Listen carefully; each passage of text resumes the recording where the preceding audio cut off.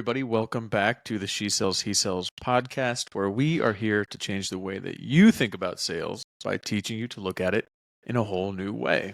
Yes, and today we're talking about the art of connection when it comes to selling. We're going to talk about why that is paramount in 2024, and we're going to give you kind of 3 categories to focus on in order to do it better. I think that's not a novel idea that you need to connect with people to sell. Like, that's been around forever, but it's as things become more automated, as more people come into the market, it is so much more important. You could also look at it from a personal brand standpoint, but to me, it's really all about connection when it comes to selling. Yeah. And this episode idea came about because I, as you heard in last week's episode, have totally reconfigured. Well, not reconfigured. I've repackaged Amplify, the signature ACORN program, by cutting the cost by 65%. How do you feel about that, Dempster? I'm so happy. It's a risk. It's a risk. Spreadsheet guy in me loves that. It's a risk, but it's a risk I'm willing to take. I think it's a smart risk, and I'm cutting it. And in that process of figuring out how this program was going to look moving forward, I did a focus group with past students, and we talked a lot. And I said, "What do you guys?" I try not to say "you guys." You're not supposed to really say that anymore. I didn't know that. Yeah, I do that a lot. I honestly do. Yeah, it's the Pennsylvania in us. So we're going to try that. Proud of that. What do you all, y'all? What do you know all? what else I say? Folks. Yeah. The kids make fun of me for that. The girls make fun of me. Yeah, but that's okay to say. Okay, we'll see that. I didn't even know it. I was on the cutting edge here. Anyway, what do you all think when you think of this program? What did it really teach you? Yeah. And we market it as a sales skills program, which it is. But what they said, I've been selling more, I've been able to do all these things, but what I learned in the program was the art of connection. Somebody said, I have different people in my life that I look to for different things. I have somebody who I follow, that helps me within my own niche. I have, she was a health coach. I have somebody that I follow that helps with specific copywriting tips. I have somebody that I follow for the latest Instagram trends. And she's like, when I think of why I follow you, it's you teach me how to connect with people. Yeah. Which I thought was cool. That's I liked cool. that. Yeah, 2 things about that, though. I will say, 1, I love the idea of asking people what they like best about it. So I think great advice from a sales manager years ago, figure out A, why you won a deal, or B, why you didn't, right? Always ask for feedback. And it's a simple thing. And quite honestly, most people are willing to provide that, right? And even if you lose the deal, they're willing to tell you, hey, it was a cost thing, or you didn't have what I needed, or, we just had something else somewhere, or whatever it might be, right? Those are important ways to better yourself and to understand what your best value proposition is, the way you're looking at it. What did you get out of this that was most beneficial? And 2, in general, connection to me is one of those things that's we've said it forever. People have always said it, but there always becomes that sort of, well, how do you do it, right? What does it really mean? And it's a little bit nebulous in ways. So I like the fact that you're breaking this down into 3 kind of buckets here for it. But. Yeah, absolutely. And I think we can tell ourselves we are doing it when we're actually not. Yeah. We can tell ourselves, well, I am connecting with people. I'm talking to people. It kind of goes back to a lot of what we talked about, the soft skills. I spent the weekend at another dance competition convention, as you know. You should get I was just thinking, remember that movie Up? Where that little the old man and then the little guy who was getting all the buttons. You should get a ribbon with dance. Oh, that'd be so convention funny. Buttons on they it. give buttons. Yeah, I know. That's what I'm saying. You should start making one. The kids don't keep them. Yeah. They don't. What? No, they. What do they do with them? Just throw them away? I will not say. I will not talk about it. I don't want to out anybody. Wait.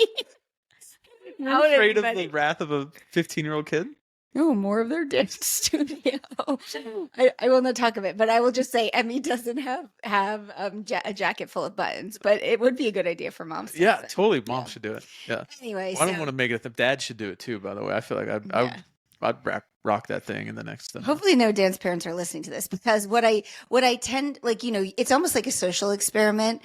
Because you're just stuck in a hotel with the same people for 3 days straight, and I feel like it's such a great time to observe behaviors and personalities. And everybody, I mean, everyone is great and I love being around them. It's just interesting, like the people that ask you more questions, the people that talk more, the people that have positive attitudes, the people that are neutral to things. Like it's just interesting to kind of observe people over an extended period of time. And, and that's just a microcosm of people everywhere. And so I think when you ask people, are you good at connecting with people? I bet you most people would say yes. Mhm. Like it'd be interesting, but I think most people would say yes, I am. I don't know. I don't know if everybody is. I don't know if everybody is. Because honestly, it's because it's something you have to focus on. Yeah. Yeah. That's the thing. Like, Right. I'm not naturally inclined to connect with people. Like, that's not a part of my natural abilities and skill sets. It's something that I intentionally developed because I knew it was important. Like, it really wasn't until I became an Army wife. Yeah. Honestly, that I was like, okay, I don't have built-in friends anymore. I've got to learn how to connect with people. And then that translated in so many different ways. But it's, it goes to the thing of targeted, focused practice. We've talked about that a million times, right? You're not going to get better at something just because you're mindlessly doing that thing. You're going to get better when you focus on it. Anyway, I think you have a fun fact. We kind of already jumped in. I do have a fun fact. I do have a fun fact. So, America. All 100 listeners. America, all 330 million or whatever there is of us. We were all, maybe not all of us as much as me. I was swept up in the craze of the recent eclipse.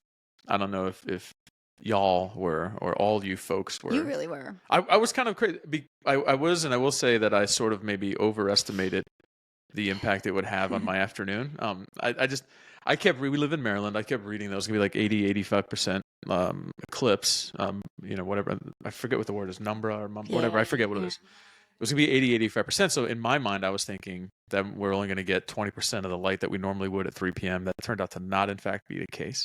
Anyway, it's not a conversation about the eclipse. What it is a conversation is about something called yak. And for those of us that go way back with Krista and Brian, they will remember a thing called Young Astronauts Club. Where Krista, I think, was the original founding member of the Young Astronauts Club in conjunction with it. In conjunction with the true godfather, Greg Senich. That's what I was going to say. Yeah. But what I really remember, so we had this club in like 5th or 6th grade, and it was this Young Astronauts Club, and her dad, my father-in-law, he's really very smart and into a lot of all the stories that come with the naming of the constellations and all the stars and all the things. He's very knowledgeable about all this stuff and really also like the space program. Right, and also like a secretly good teacher of those things to young people, right? So anyway, we had this Young Astronauts Club. Chris was in. What I really, truly remember, this is the fun fact, there was a test that your dad, do you remember this? No. We found it in like a box somewhere, and like from your parents bringing old stuff. Yeah, your mom had like 40 or 50 of these written tests that your dad made up that were like, what is X or whatever. And we had to like write like a little like answer. What was the Apollo mission? I don't remember the exact questions. I think I probably got about a 15% on that. But was it an entry test? Yes.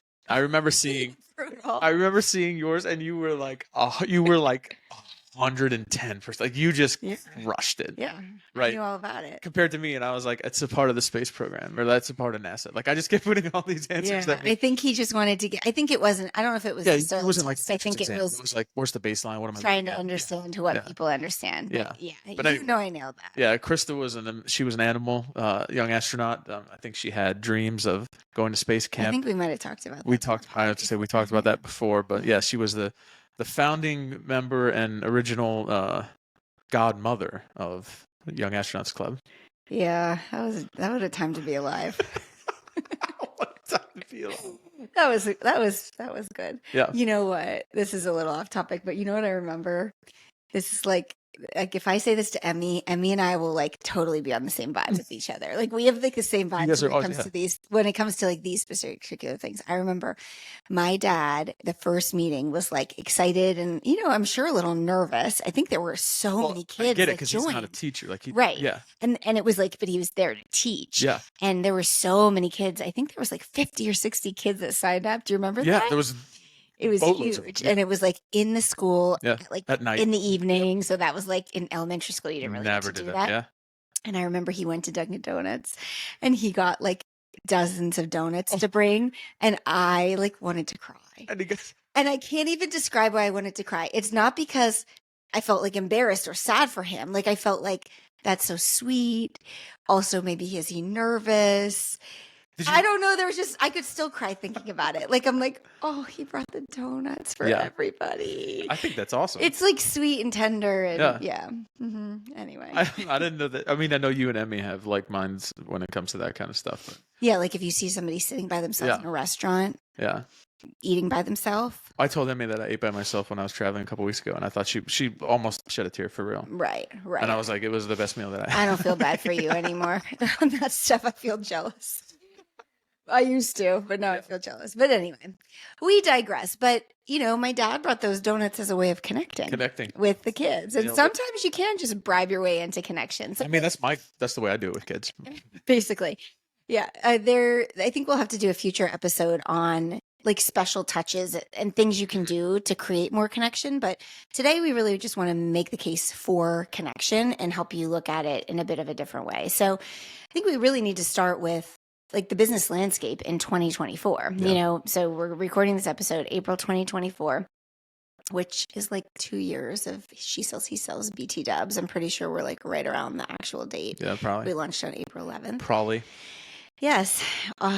Anyway, it's also the anniversary of your Iraq tour, April 11th and 12th. But I digress. I forgot about that. Yeah. But so if we look back, 2020, there was a huge business boom. Why? Because there was a pandemic, right? The COVID, right? And so I boomed during that time too. Ironically, I really kind of started everything with ACORN like September, October before that. Right, yeah. But I like officially launched in January 2020. But when the pandemic happened, people were out of work, or even if they had work, they had a lot more time on their hands.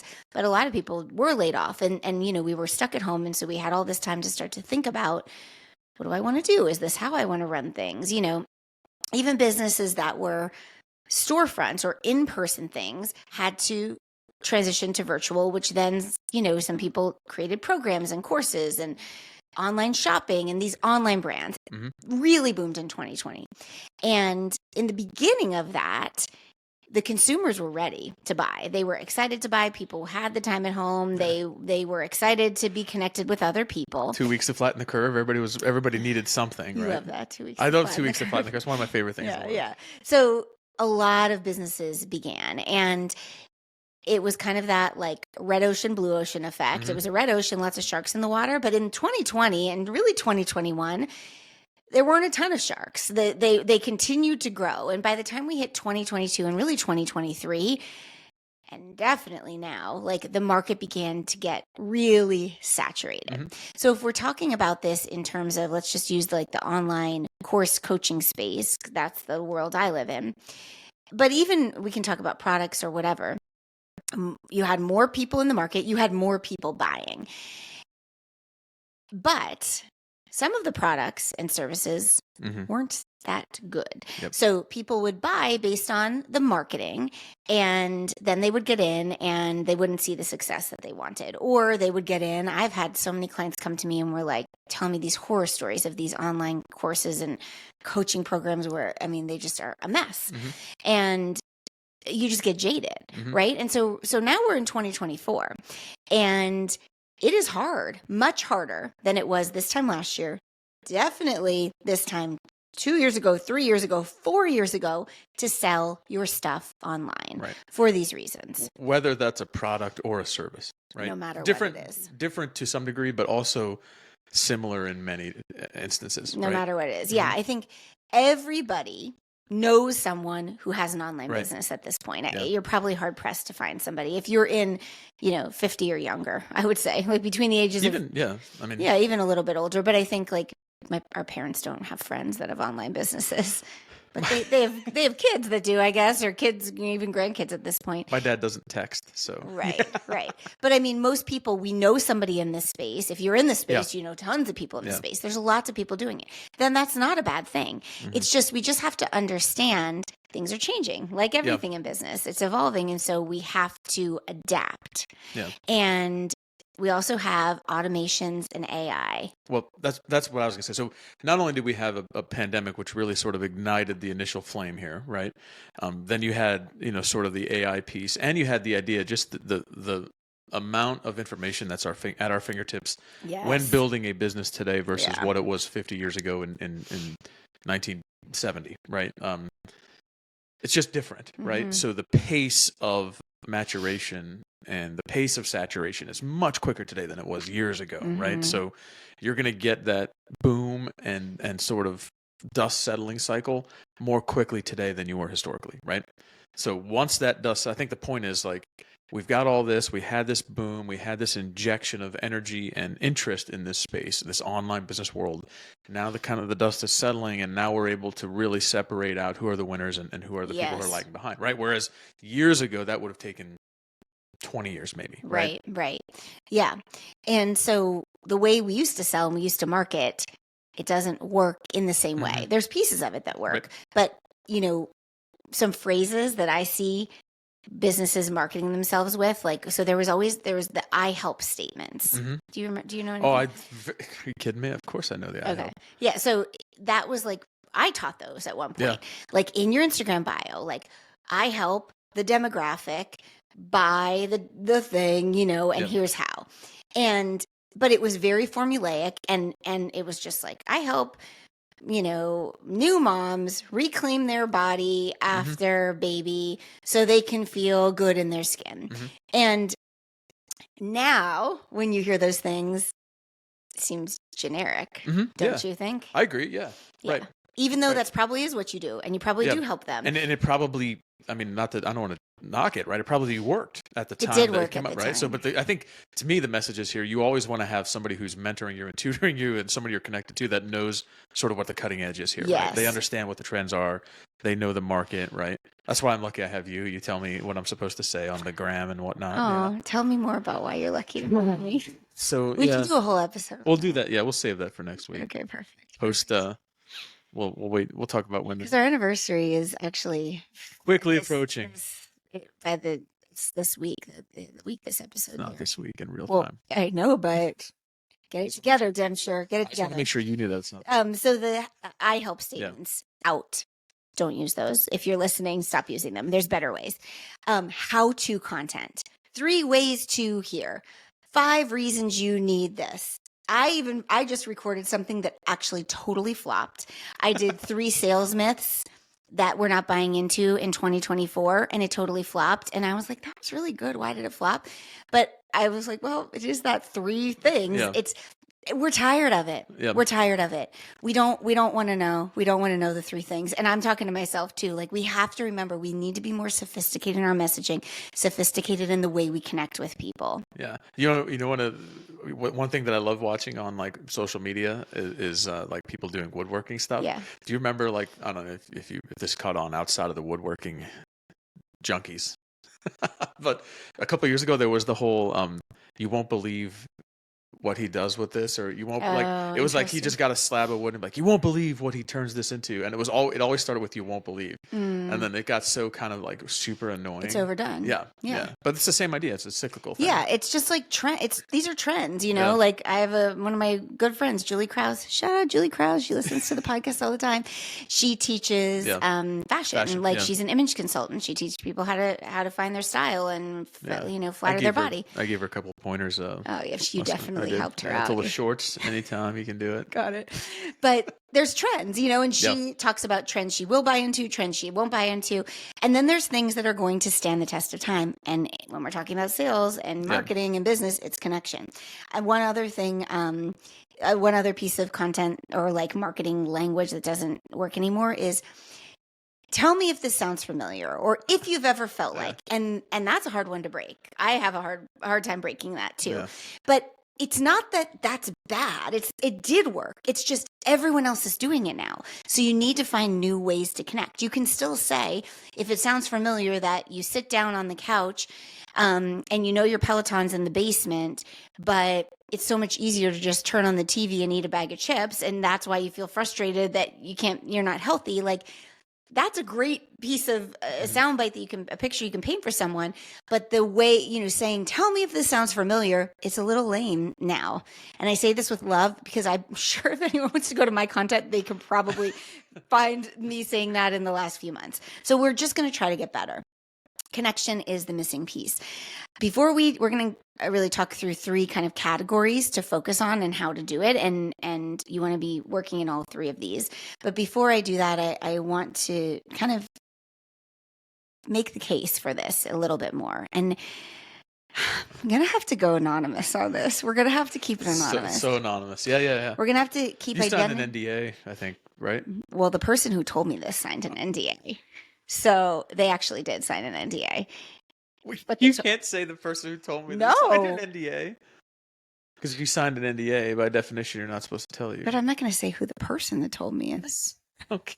So totally all right. Okay. It's all anonymous. Okay. It's All all right, it's anonymous. Yeah. No one knows. Okay, the person who told me this did not sign an NDA. No, I was just joking. I don't think they probably did either. Yeah. They did. Anyway, okay, so there is a brand out there right now. It is a $1 billion brand, a big brand. Under Armour. No, Okay. It's a big brand that is founded by a founder who most people, I would say business people, have heard of this person before.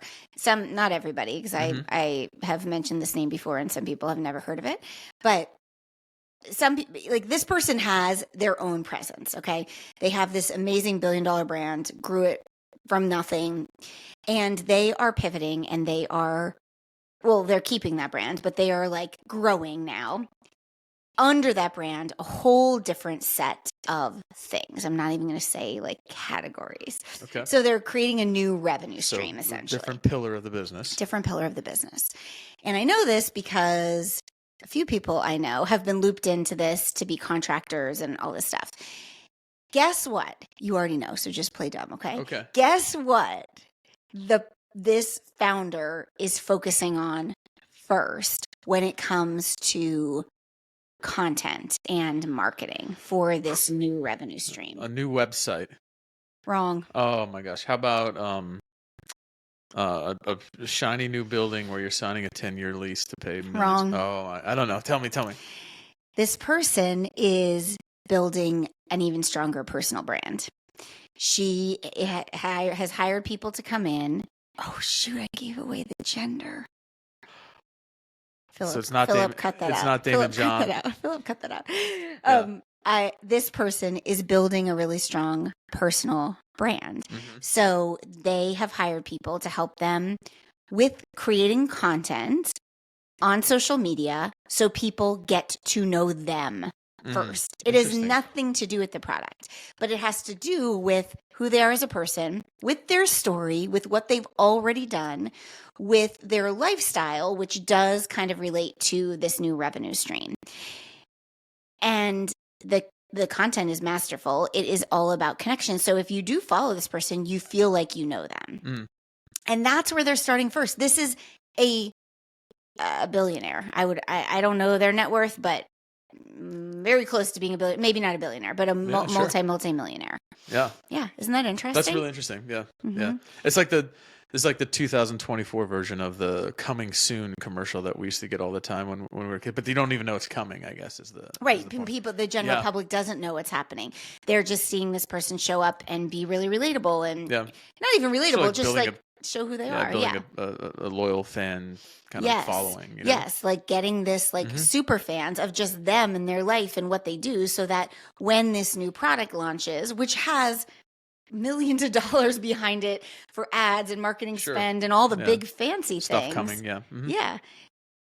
But they're still doing this sort of grassroots things, and I tell you that because they have at their fingertips everything they want, but they are still doing that because that's how you build a business in 2024. Yeah, and there's no way around it. It's just the way it is. Yeah. So I'm going to say this with love. If you are someone that's like, but I don't want to be the face of the business or brand. I don't want people to know who I am. I want to be totally behind the scenes. Your business is not going to succeed. Yeah, it's different. Maybe in 10 years things will change, but right now where we are, it's not going to succeed. You have to. You have Yeah. to. What I really like about that whole story, first of all, the fact that it's so anonymous. Like that's my favorite thing about it. It's just so completely anonymous. Now that everyone listened to it, we're going to send you an NDA. Yeah. You have to sign yourself. Digitally. The second thing that I really like about it though is the whole concept of, you and I have talked about this multiple times, what people sometimes the misnomer of what you think you need to invest in Yes. to build a business, right? And I've said this before, like investing in yourself, right? And this to me is an investment in yourself. Hiring consultant, I guess is the best way to put it, to help you kind of figure out what your personal messaging is and your following up on social media platforms. That's investing in yourself, right? That's a person doing that with, no one has unlimited resources, but as close to unlimited as most average people will ever understand, right? So that's a person who could bombard the space with advertising, who could, try to do a million different things, who eventually there probably will be commercials and someday that on might TV, exactly right. But the cadence as far as what's important now is this investment in that person's own self, right? Yes. Which I think I love, right? Because I've talked to people about this before. You're gonna invest thousands of dollars in a new website. You're gonna invest thousands of dollars in new tech and new laptops and all this stuff. I'm not saying that's not important. That is, yeah, of course. But those are vehicles, right? And they will come and go, and they have a 2-year lifespan or a 3-year lifespan. Or you're gonna get new photos for your website in just 18 months. All that stuff is going to change. What won't change is you, right? You will be part of the business forever.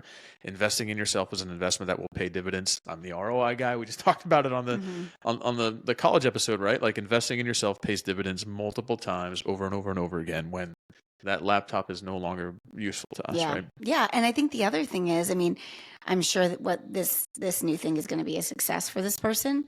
However, what if it's not? Yeah. Like what if it doesn't launch in the way? Great what point. if people aren't receptive? They still are receptive to her.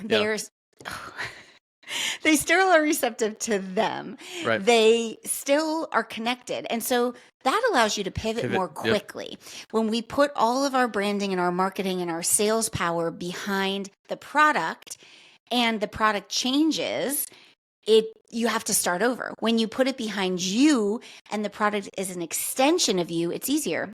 ACORN, I shared in the last episode, ACORN has changed so much in the past 4 years. But my belief system and who I am and how I serve people and my differentiating factors are still the same because that's not going to change. I'm the same person. Yeah. I want to get to these 3 things before we wrap it up, so I don't want to get into this too deep. But a brand, if you want to watch a brand who does this really, really well, tell me. Midday Squares. Oh, Midday Squares. So on Instagram, look them up at MID day, DAY, all one word, and then squares.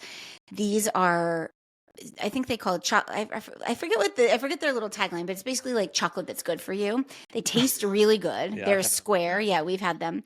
They're a square. You can get them in Target now. You can get, I think, Walmart. Huh? You eat them at midday, let me guess. Yeah, well, it's the idea of like the midday crash and you need to pick me up. They're refrigerated, but their marketing and selling is so good. The way they tell stories, the way you get invested in the characters. I mean, they absolutely nail it. I've yet to see a brand that's a product brand especially do it as well as them. So maybe we'll have to do a case study on them in the future. Fun. I'm in for some Midday Squares. Yeah, actually now I'm hungry. And it's not even midday. All right. So there are 3 kind of buckets. And you've heard us talk on the podcast before about the who you are, what you say, how you say it. You've talked about the expert, the engager, the educator. This really kind of keeps in line with this. However, I got to give credit where credit is due. This is not my intellectual property. So I love following Social Bungalow. It's Shannon Lutz, I believe her last name is, but her Instagram handle is Social Bungalow. Talk about somebody that's smart. She is really brilliant. And I don't even know where I heard her talk about this. It might have been a masterclass or something. But she framed these 3 things that we really all need to be focused on, 3 different buckets, to be your accessibility. So you need to be accessible. You need to have authority.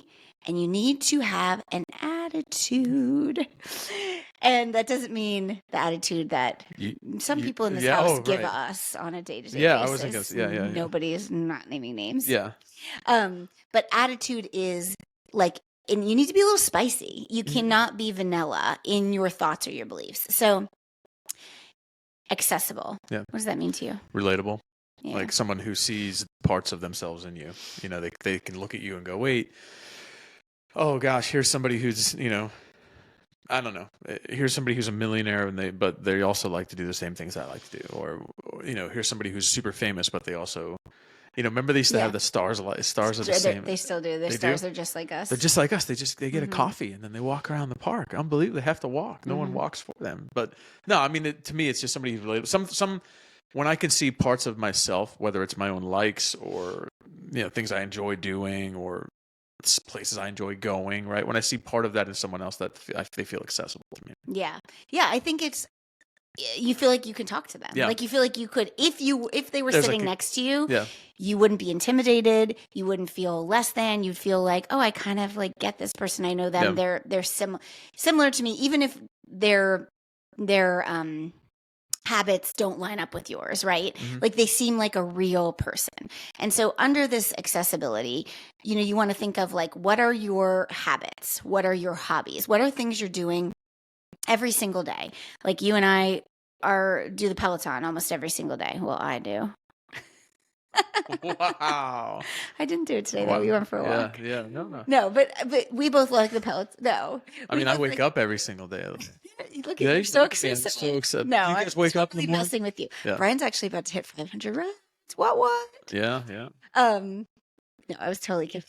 But my point is, like, what are the things day to day that most days you do that thing, right?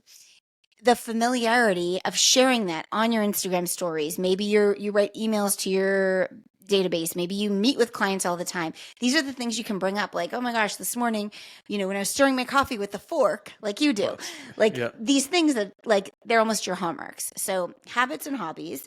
You also want to think of characters in your life. And these don't have to be people, but they can be. So you're definitely a character in my brand. Yeah. Awesome. Yeah. I don't even know if I knew that till right now. Well, even before the podcast though, you were a character in my brand. Like, because you're not afraid to show up on a video or like, you know, chat through something with me. Everyone in our family is pretty happy to do that for the most part. So all of our family is characters. We have never made a rule of like, we're not putting the kids in. Some people do that. And that's okay. You can show your dog. You can show your favorite house plant every day. Like, you know, here's the house plant. Look at her growing. It could be your favorite pen. It could be your blue light glasses that you put on every day. Like it can be an inanimate object that is just a character in your story. Right. Or like your cool office where you record podcasts, right? Well, that's the other part. Places. Your places. Yeah. Just so, as a character in the story. You would tell the story, that would be an important piece to include. Right. So it's like your, you know, setting, right? Like where are the places you go most of the time? Maybe if you're a parent that drives carpool all the time, you're like back in your car. Maybe there's a favorite coffee shop you go to. Like whatever it is. So that's accessibility. Authority. Yeah. Subject matter expert, right? Like this is a lot sort of similar to what we would talk about our proof stories, right? Show me where you've had success. Tell me how you've worked with someone else, right? Like give me the nuts and bolts here, right? Yeah. Yeah.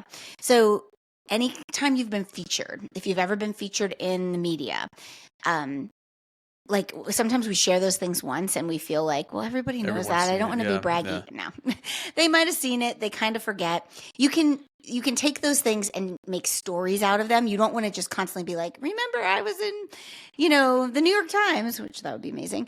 You don't want to just keep posting that, but oh my gosh, when I was interviewed for the New York Times, I was so nervous. I wasn't sure what I was going to say. Yep. Like when my thing got in the New York Times, here's what my kids said to me. Like put it in there. Get multiple layers. Yeah. Podcasts you've guessed it on. If you're an online business owner, like people that have sent you, or even not, but like people that have sent you nice comments, you want to share those things. People that have tagged you, like you need to show that you have some proof that you're not just another poser. Well, and this is important, right? So we're talking about connecting with customers in the busy, loud world, particularly in the online selling space, right? Or the virtual-based business, right? And you just said there was that boom of business. Now I want to tie back to this, right? There was that boom of business. Lots of people jumped in. Some people have gotten a sour taste in their mouth because maybe they purchased something or invested in something that didn't turn out to be what they thought it would be. They didn't get the value from it, right? Here's how you show that you provide value that maybe other competitors do not in your space, right? This you also just mentioned this might feel like you're bragging or you're hitting on all these points that you've already put out there, right? It's not bragging. This is you putting your stake down, defining your sliver of the market and say, here's what I do, right? And here's the proof that goes along with it. You don't have to say, oh my gosh, I was at the New York Times. I don't even remember. I've been on some, you don't have to do it that way, right? Turn it into a story that makes it a little more accessible, a little more relatable, that you connect better with. But this is a very important part because of what you just said about the crowded space. Absolutely. And there is an art to doing this. 100%. This is not, it's not intuitive for most people. And it's why people are scared to share things because they don't know how to share it in a way that feels good. This is one of the things we teach in ACORN Amplify, to wrap it up in a proof story. And then the last one is attitude. And this is where, if we're talking about like we're layering it, I love the ice cream sundae analogy. I've done it before. I've talked about this before, but like your like ice cream, whatever flavor you are, let's say that's your accessibility. That's like your day-to-day things. And then the authority is maybe like the caramel sauce, or you like chocolate or marshmallow or whatever on top. The attitude is like all the fun extras. Like when we go to those frozen yogurt places and, Emmy gets the little jelly poppers. Yep. Bennett, I don't even know what Bennett puts on, like the gummies and whatever. Things that don't mix together. Chocolate and weird things. Ava puts on sometimes some like fresh fruit and then with some like chocolate chips with it. Like everyone has a different vibe. Your attitude are all those extra things. And so what do you do to show attitude? These are your like hot takes. These are your like myths that you are debunking. These are, why are you laughing? It's because I'm going to debunk some eclipse myths here in a second. Perfect. These are your thought reversals. These are the differentiators. Like, how do you do things a little bit differently? This whole episode we're doing right now is essentially showing the attitude piece of this. Right. We're saying, hey, if you're still following all these things that you did in 2020, your business isn't going to work. You're struggling. Yeah. And here's how you do it differently. So you need to put yourself out there. You need to have people that aren't going to agree with you. There are going to be people that will listen to this and be like, I don't totally agree. That's good. Yeah. You want people to disagree with you, because that means on the flip side, there are going to be people that really agree with you, or that are like, wow, I never thought of it that way. Yeah. All right, go for it. Hot take on you got something. I could tell. I got a few hot takes here. You have way too many. Hot take on the eclipse thing, and you can agree or disagree here. Why is it that I can buy $200 sunglasses, but I can't? If I stare at the eclipse with my $200 sunglasses, I'll instantly go blind. But if I get those $1.99 ones from the gas station, I can look at it for hours and be totally fine. That is fake news. That's not true. That's made up by the cellophane glasses makers to make you buy those $1.99. You know what? I never thought about that. How's that possible? Makes no sense. Well, your sunglasses aren't intended for you to look directly at the sun. It's made up. So. It's made up to me. It's the same as how that somewhere along the way, and I'd like to do a case study to figure this out. Somebody decided that they were going to make these glasses a thing, and we've just for generations decided, because what this happens like once a generation. I don't know, right? Like an eclipse. So now we just said, well, I don't know. I do it because my grandpa said I'm supposed to do it. Grandpas are not telling people. Why do I stir my coffee with a spoon? Because that's what my grandma did when she put her sugar in it. That's it. See how you do it? It's generational. It's attitude. It's generational. You said that about attitude. The other thing it made me think of, because you texted me, speaking more eclipse stuff, you texted me about how was Bennett when he got home. Because Bennett was, I don't know if I can overstate how concerned he was about our dog. He thought our dog was going to be our blind. dog losing his eyes. He was very concerned that the dog was going to be let outside and stare at the sun and then just be instantly blind. And he got off the bus yesterday and you were gone and I was home and he said, I said, how was school? He's like, it's amazing. Is Steve okay? That's the first thing he asked. And I said, well, I guess he has, I can't really tell, but he's been walking into a couple walls and maybe he can't see them. And he goes, no, Dad, what? Oh, wait. And then he knew I was joking. But then I texted you that and you said, why are our kids so intense? Why do they have so much attitude? And I was like, Exhibit A. Not me. And B. And A. Oh, B, A and B. A. Yeah, and B. A and B. You're not B.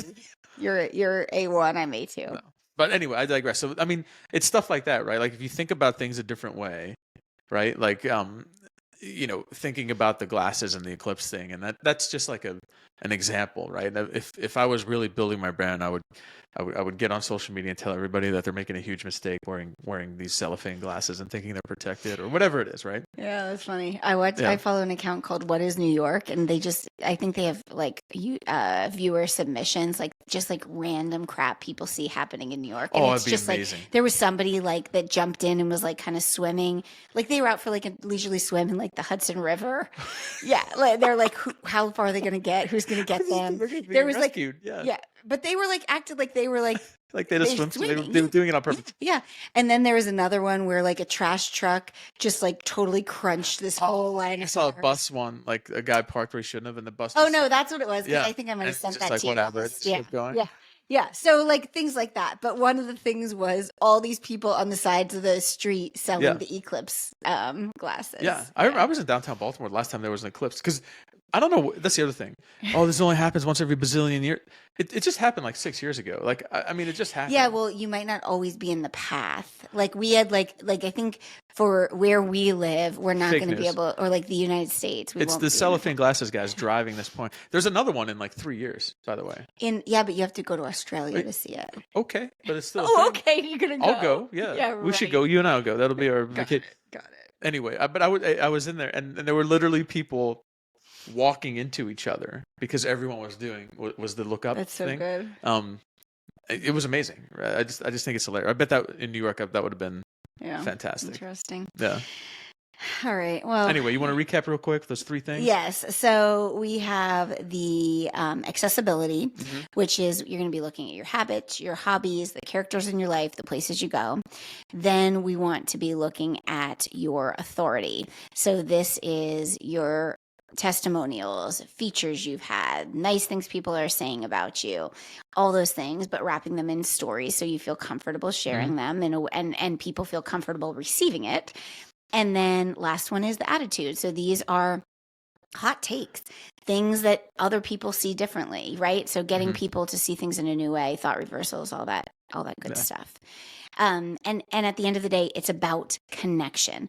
And so when we say connection in business, sometimes we think kind of back to where we started, like, well, I like to talk to people and and you might be a great conversationalist. You might be somebody that like people do love to talk to. But do you know how to weave these things in and basically sell without you feeling like you're selling, but you know you are, and the person feeling like they're being sold to? Right. That is the art you want to master. I was about to say, at the beginning of the episode you said art, and now at the end of the episode you said art. There is an art to it. There is, it's not a formulaic, A squared plus B squared equals C squared sort of thing. It just isn't, right? It's just sort of figuring out what those nuances are and then figuring out how to incorporate those and then practice intentionally. Exactly. Yeah. So I am hosting a masterclass on April 24th. I'm coming. You better. It's called The Sales Style Secret. Everything that we've talked about is going to be wrapped up into that masterclass, the art of connection, how to do it. So how to take your natural strengths, whether you're the expert, the engager, or the educator, and how to use it to sell to other people. So mark your calendars. Yeah, it's coming up very, very soon. So find that link in the show notes. And on that masterclass, we will be opening the doors to Amplify. So I hate getting on a masterclass where you're like, I thought I was just here to learn and now I'm being sold to. You will be sold to, but you will also learn. So I will be taking you through things that are going to enrich you and make you feel more equipped than even just listening to this. But then we will be talking about Amplify, because if you want to get good at this, you do need a guide. And I mean, not to puff my chest out or anything, but the testimonials and the case studies from Amplify are legit. So we'll share a bunch of those. I'll be a testimonial. I'd be a testimonial for you. Oh, that's so sweet. That's the nicest thing you ever said to me. Is it really? That's sad. No, I'd say nice things. I'm kidding. That's one of my, saying nice things would be a character in my story of accessibility. That's just a part of my daily life. Okay, got it. Noted. All right, everybody. Thanks for being with us. We will be back next week.